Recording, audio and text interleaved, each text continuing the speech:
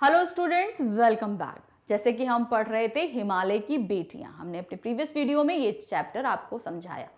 ये चैप्टर हमारा जो है गद्य में लिखा गया था, गद्य का पार्ट था और ये एक निबंध विधा में था। ये एक निबंध था, इसमें हमारी नदियों के बारे में बताया गया था जो कि हिमालय से निकल रही थी। ये पाठ हमने पढ़ा, समझा और नागार्जुन जी ने हमें बहुत अच्छे तरीके से, बहुत ही प्यारे ढंग से इन नदियों के बारे में समझाया भी। अब इस पे आधारित कुछ प्रश्न जो हैं हमारी पाठ्य पुस्तक में दिए गए हैं, उनके उत्तर हम किस तरीके से लिखेंगे, चलिए जानते हैं और देखते हैं। पहला प्रश्न है, नदियों को मां मानने की परंपरा हमारे यहाँ काफी पुरानी है, लेकिन लेखक नागार्जुन उन्हें और किन रूपों में देखना चाहते हैं। तो उन्होंने क्या बताया था, उसे भाई हम मां मानते आए, हमें उसमें बेटी का रूप देखना चाहिए, बहन का रूप देखना चाहिए, प्रेयसी का रूप देखना चाहिए। ये तीन रूप उन्होंने हमको बताए कि हम अगर इनमें देखेंगे तो हमें बहुत अच्छा महसूस होगा। चलिए इसको लिखेंगे कैसे। नदियों को मां मानने की परंपरा भारतीय संस्कृति में अत्यंत पुरानी है। नदियों को मां का स्वरूप माना गया है। नदियां अपने जल से मां के समान हमारा पालन पोषण करती हैं, हमारे खेतों को सींचती हैं, लेकिन लेखक नागार्जुन ने इन्हें बेटी, प्रेयसी, बहन के रूपों में भी देखते हैं। मां के अलावा उन्होंने इन सब रूपों में भी हमको दिखाया है कि मतलब कैसे बताया, हिमालय से वो बेटी के रूप में निकली। फिर मेघदूत के जरिए उन्होंने बेतवा नदी का उदाहरण देते हुए उसे प्रेयसी का माध्यम बताया, हमें प्रेयसी है।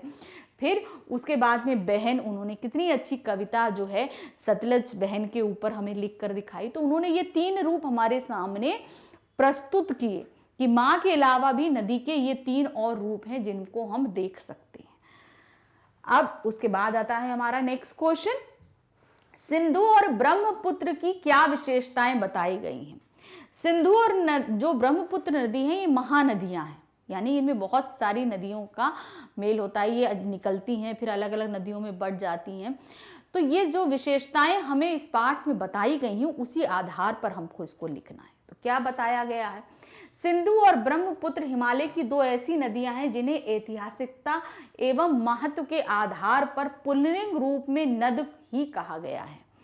हमारे यहाँ नदियां, कोई भी नदी हो उसे हमेशा स्त्रीलिंग का रूप कहा जाता है, स्त्रीलिंग में आती, यानी नदी है यानी वो स्त्रीलिंग में आएगी। लेकिन सिंधु और ब्रह्मपुत्र को जो क्या बोले जाते हैं, वो नद है। नद मतलब वो पुल्लिंग रूप में हमारे सामने आती है, ठीक है। उन्हें हम हमेशा पुल्लिंग का ही रूप बोलते हैं। इन्हीं दो नदियों में सारी नदियों का संगम भी होता है। ये दो नदियां ऐसी हैं जिनमें सारी नदियों का आके संगम होता है। प्राकृतिक और भौगोलिक दृष्टि से भी इसकी महत्ता है, प्राकृतिक दृष्टि से भी है और भौगोलिक दृष्टि से, मतलब ये इनमें बहुत सारी नदियां, जितने भी हमारे देश में नदियां हैं ये सभी आकर इसमें मिलती हैं और जाकर समुद्र में मिलती हैं। कहा जाता है कि ये दो ऐसी नदियां हैं जो दयालु हिमालय के पिघले हुए दिल की एक एक बूंद से निर्मित है। दिल से मतलब यानी कि हिमालय में जो बर्फ इकट्ठा है उसके पिघले हुए एक एक बूंद के इकट्ठा हुए पानी से ये नदियां निकलती हैं। इनका रूप विशाल और विराट है, मतलब ये नदियां बहुत बड़ी हैं। अब सोचिए जिसमें बहुत सारी नदियां आके मिलती हैं तो जाहिर सी बात है वो नदी जो है वो विशाल ही हो जाएगी। इनका रूप इतना लुभावना है कि सौभाग्यशाली समुद्र भी परवरात हिमालय की इन दो बेटियों का हाथ थामने पर गर्व महसूस करता है। तो मतलब इनका साथ इतना सौभाग्यशाली है क्योंकि नदियां हम अपने साथ उपजाऊ चीजें लेके आती हैं, ऑक्सीजन लेकर आती हैं, जीवन लेकर आती हैं, अपने साथ में आकर समुद्र में मिलती हैं। तो समुद्र जब इनका साथ छाप लेता है तो वो भी अपने आप को सौभाग्यशाली महसूस करता है। क्यों? क्योंकि वो अपने साथ जीवनदायिनी बहुत सी चीजों को लेकर आती है। तो इस तरीके से सिंधु और ब्रह्मपुत्र नदियों की जो विशेषताएं हैं वो हमने इस प्रश्न में के उत्तर में आपको बताई। याद रखिएगा, हमें ये पाठ पे आधारित देना है, आप अपने मन से चीजों को नहीं, पाठ पे आधारित जो है उन्हें आप अपनी लैंग्वेज में कन्वर्ट करके इसमें लिख सकते हैं, ये ध्यान रखिएगा। उसमें भाई बहुत जगह जगह बहुत बड़े रूप में दिया गया, आपको उसको छोटा करना है, छोटा करके तब आप इसमें आंसर लिखोगे। तो इन सब चीजों का आपको ध्यान रखना है। फिर नेक्स्ट है, कालेकर ने नदियों को लोक माता क्यों कहा है। ये बोला गया था ना बीच में, क्यों कहा है, सबसे पहले उन्होंने नदियों को लोक माता कहा। ऐसा उन्होंने क्यों कहा है, हमें अब ये चीज बतानी है। इसको कैसे हम समझाएंगे, देखिए, यदि युगों युगों से मानव जीवन के लिए कल्याणकारी रही हैं नदियां, क्या युगों से, क्योंकि पानी हमारे लिए बहुत जरूरी है। नदियां नहीं होती तो क्या हमें पानी मिल सकता था? बिल्कुल संभव नहीं है, क्योंकि ये नदियां ही जमीन को उपजाऊ बनाती हैं, हमें पानी देती हैं, अपने साथ जीवन लाती हैं। ये युगों से एक माँ की तरह हमारा भरण पोषण करती हैं। जैसे एक माँ है अपने बच्चे की देखभाल करती है, उसी तरह ये नदियाँ हमें खाने के लिए, पीने के लिए हर एक चीज़ मुहैया कराती हैं। इनका जल भूमि की उर्वरा शक्ति को बढ़ाने में विशेष भूमिका निभाता है। उर्वरा शक्ति मतलब ये पत्थरों जो पहाड़ों से आती है तो अपने साथ बहुत ही उर्वरक मिट्टी लेकर आती हैं। जब मिट्टी लेकर आती हैं तो वहाँ की जो भूमि जो है वो बहुत, वहाँ पे अगर जो चीज़ भी उपजाई जाए तो बहुत ही शुद्ध और अच्छी होती है।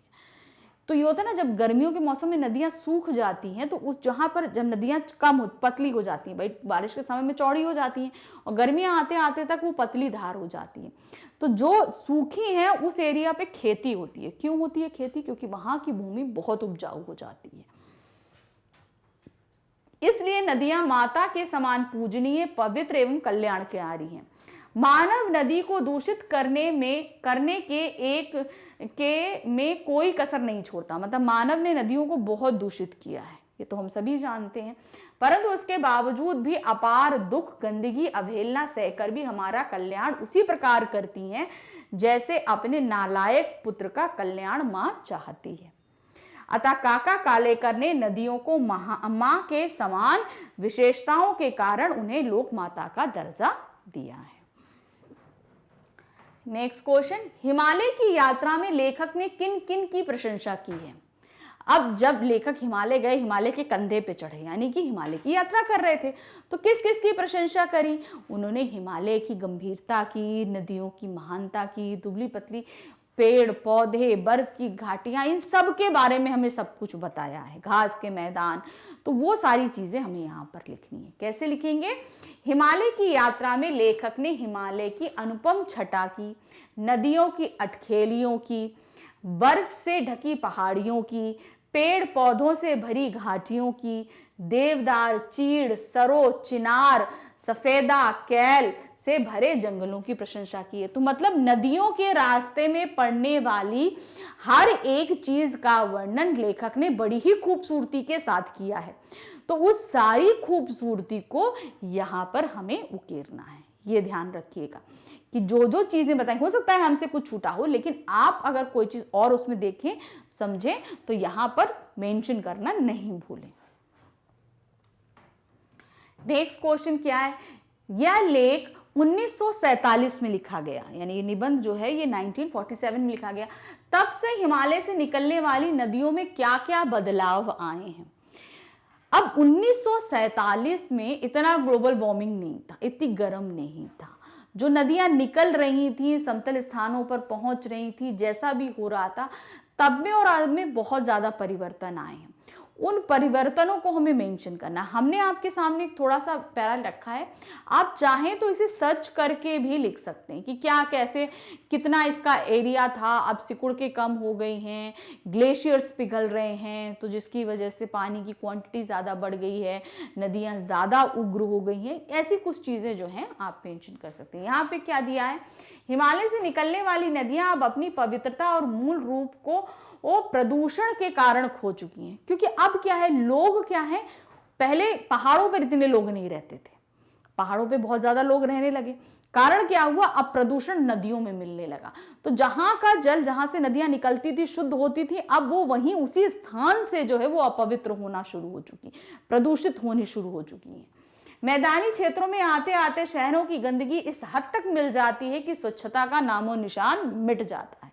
अब नदियां क्या है, जब शहरों से निकलती हैं तो उसकी तो बहुत ज्यादा गंदगी होती है, तो वो और ज्यादा, जो थोड़ी बहुत स्वच्छ बसी होती हैं वो भी सब समझ जाती हैं।